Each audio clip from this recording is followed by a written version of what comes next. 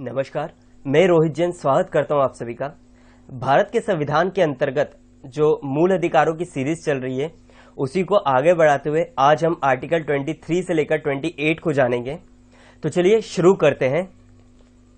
शोषण के विरुद्ध अधिकार अनुच्छेद 23 और 24 के अंतर्गत दिए हुए हैं, जिसमें मानव दुर्व्यापार एवं बलात्कार श्रम का निषेध जो अनुच्छेद 23 है उसको हम समझते हैं और ये क्या प्रावधान करता है इसको जानते हैं।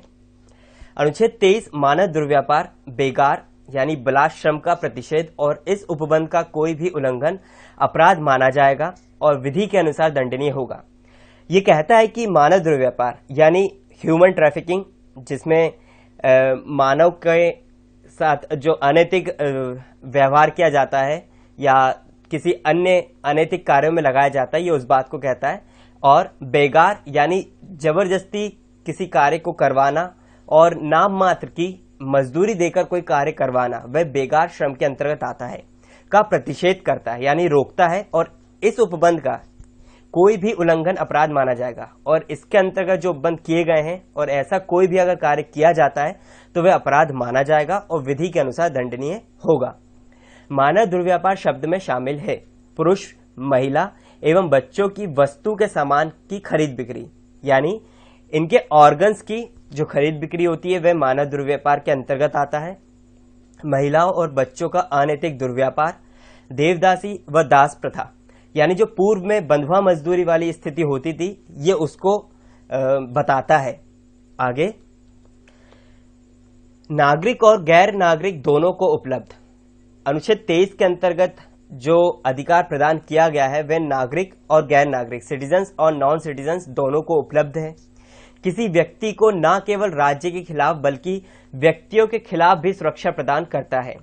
यह अधिकार किसी व्यक्ति को न केवल राज्य के खिलाफ, यानी राज्य के द्वारा अगर ऐसा कोई कार्य करवाया जाता है तो उसके खिलाफ, बल्कि किसी व्यक्ति या इंडिविजुअल या कोई कंपनी या संस्था भी हो सकती है, उसके खिलाफ भी सुरक्षा प्रदान करता है।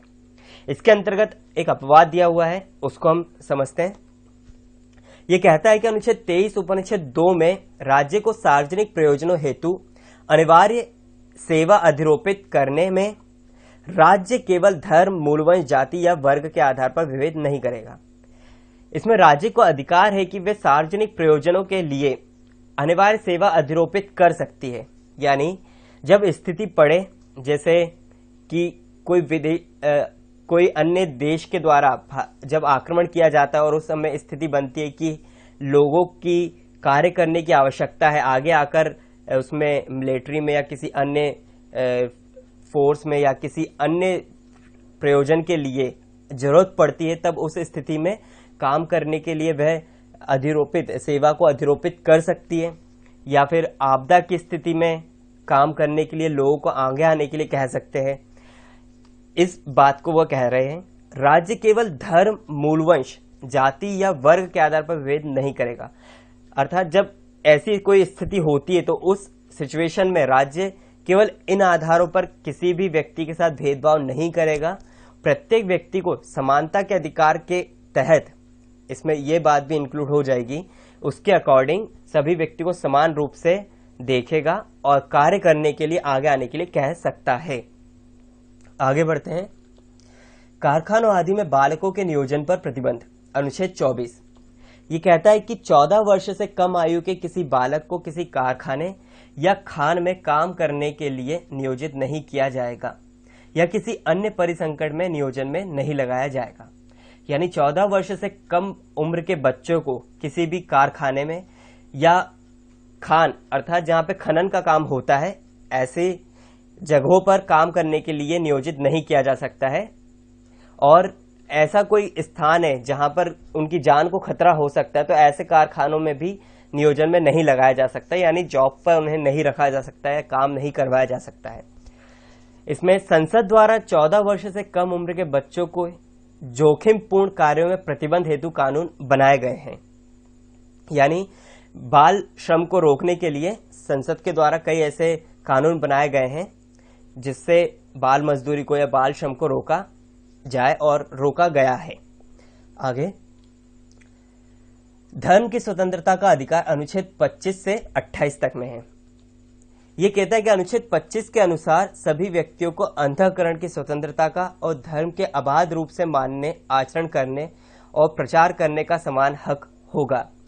जैसा कि भारत एक धर्मनिरपेक्ष राज्य है और ये सभी व्यक्तियों को अपनी इच्छा के अनुसार, सभी व्यक्तियों को अंतःकरण की स्वतंत्रता यानी अपने मन के अनुसार स्वतंत्रता प्रदान करते हुए किसी भी धर्म को मानने के लिए या ना मानने के लिए स्वतंत्रता देता है, और अबाध रूप से यानी वे किसी भी तरह से उस चीज को मान सकता है, उसे किसी भी प्रकार से रोका नहीं जाएगा और वह आचरण कर सकता है और प्रचार करने का भी समान हक होगा। इसमें वह उस धर्म को मानते हुए, उसको अपनाते हुए कार्य कर सकता है और उसका प्रचार प्रसार भी कर सकता है। यह अधिकार इसके अंतर्गत व्यक्तियों को दिया गया है।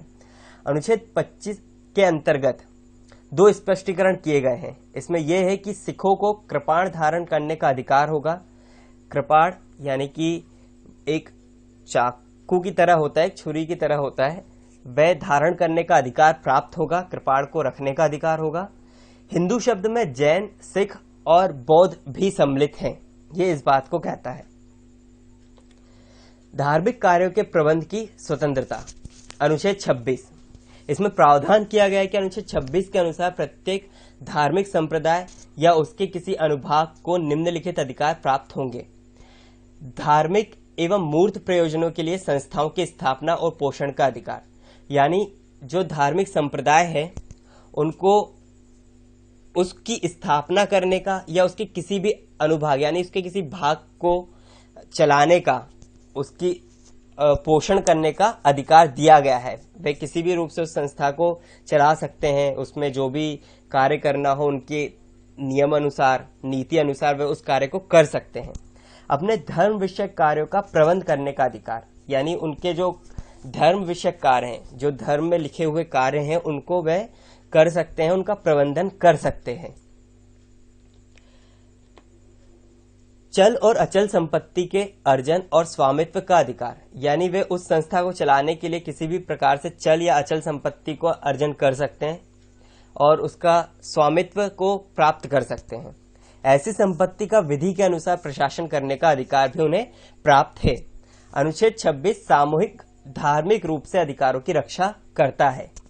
ये किसी भी धर्म के साथ भेदभाव नहीं करता, ये सभी धर्मों को एक समान रखते हुए सभी धर्मों को यह अधिकार प्रदान करता है, चाहे वे हिंदू हो, हिंदुज्म हो, जैनिज्म हो, बुद्धिज्म हो या सिखिज्म या इस्लाम या क्रिश्चियन या कोई भी अन्य धर्म हो, वे उनको अधिकार देता है कि वे अपनी संस्थाओं को बना सकते हैं, उनका मैनेजमेंट कर सकते हैं, उनको अच्छे से चला सकते हैं, ये उनको अधिकार देता है।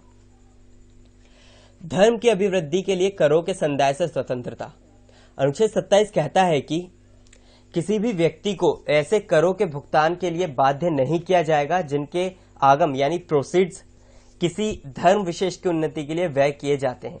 यानी ये किसी भी धर्म के व्यक्ति को या किसी भी धर्म को यह अधिकार नहीं देता है कि वे किसी भी व्यक्ति से करों के भुगतान करने के लिए बाध्य नहीं किया जाएगा, यानी उनसे कर लेने के लिए नहीं कह सकता है या उनके द्वारा जो पैसा, ये साधारण रूप में पैसे लेने की मनाही करता है या ऐसा कोई प्रोविजन नहीं किया जा सकता है कि किसी व्यक्ति से कर लिया जाए और उसमें किसी पर्टिकुलर धर्म को आगे बढ़ाने के लिए कार्य किया जाए। ये उस बात को कहता है, यानी किसी धर्म विशेष की उन्नति के लिए व्यय किए जाते हो तो ऐसी स्थिति के लिए वो सख्त रूप से मनाही करता है। इसमें एक नोट जिसको हम समझते हैं कि अनुच्छेद 27 कर लगाने का निषेध करता है, यानी उस पर कर नहीं लगाया जा सकता है, परंतु शुल्क लगाने का नहीं, यानी शुल्क लिया जा सकता है। जो नॉर्मल शुल्क लेते हैं वो ले सकते हैं, पर एक पर्टिकुलर कर नहीं लगाया जा सकता है कि किसी धर्म विशेष के प्रोत्साहन के लिए या उसकी उन्नति के लिए किसी पर कर आरोपित करने के लिए मनाही करता है। राज्य किसी धर्म विशेष की उन्नति के लिए राज्य के धन का प्रयोग नहीं करेगा, किंतु यदि राज्य विभिन्न धर्मों को समान महत्व देते हुए धन खर्च करता है तो अनुच्छेद 27 का उल्लंघन नहीं माना जाएगा। ये कहता है कि राज्य द्वारा किसी भी धर्म विशेष की उन्नति के लिए राज्य के धन का प्रयोग नहीं किया जा सकता है, यानी राज्य ये प्रोविजन नहीं कर सकता है कि किसी पर्टिकुलर धर्म के लिए कर लिया जाए या जो धन है, राजकीय धन है, उसका प्रयोग किसी पर्टिकुलर धर्म के उत्थान के लिए किया जाए। परंतु अगर वह सभी धर्म को समान रूप से उस राजकीय धन में से खर्च करता है और सभी धर्मों के प्रोत्साहन के लिए कार्य करता है, तो ये उस बात को मना नहीं करता है, ये इस बात को कहता है। कुछ शिक्षा संस्थाओं में धार्मिक शिक्षा या धार्मिक उपासना में उपस्थित होने के बारे में स्वतंत्रता। अनुच्छेद 28 के अनुसार राज्य निधि से पूर्णतः पोषित किसी शिक्षा संस्था में कोई धार्मिक शिक्षा नहीं दी जाएगी। अनुच्छेद 28 के अनुसार जो राज्य निधि से पोषित होते हैं, यानी ऐसी संस्थाएं जो पूर्णतः राज्य की निधि के द्वारा पोषित होती है, जिनका प्रबंधन होता है, चलाई जाती हैं, उन संस्थाओं में धार्मिक शिक्षा नहीं दी जा सकती है। क्योंकि भारत एक धर्मनिरपेक्ष राज्य है, इसलिए किसी भी प्रकार से धर्म को प्रोत्साहन या किसी एक धर्म के प्रोत्साहन के लिए इस भावना के साथ धार्मिक शिक्षा नहीं दी जा सकती है। अनुच्छेद 28 4 प्रकार की शैक्षणिक संस्थाओं में विभेद करता है। पहले पे ऐसे संस्थान जिनका पूरी तरह रखरखाव राज्य करता है, जिनका प्रशासन राज्य करता है लेकिन उनकी स्थापना किसी विन्यास या न्यास के तहत हो, राज्य द्वारा मान्यता प्राप्त संस्थान, और चौथे अंत में है जो राज्य द्वारा वित्त सहायता प्राप्त कर रहे हो। यहाँ ये समझते हैं कि ऐसे संस्थान जिनका पूरी तरह से रखरखाव राज्य द्वारा किया जाता है, उन संस्थाओं में धार्मिक शिक्षा देना पूर्णतः निषेध है। वहां पर किसी भी प्रकार से धार्मिक शिक्षा का निर्देशन नहीं किया जा सकता है। सेकंड में जिनका प्रशासन राज्य करता है लेकिन उनकी स्थापना किसी ट्रस्ट के द्वारा की गई हो, ट्रस्ट के तहत की गई हो, तो ऐसे संस्थान में धार्मिक शिक्षा को प्रोत्साहित किया जा सकता है, वहां पर धार्मिक शिक्षा की अनुमति है। और जो तीसरे नंबर और चौथे नंबर की संस्थान है जो राज्य द्वारा मान्यता प्राप्त होती हैं और जो राज्य द्वारा वित्त सहायता प्राप्त कर रही होती हैं, ऐसी संस्थाओं में इच्छा के अनुसार धार्मिक शिक्षा दी जा सकती है।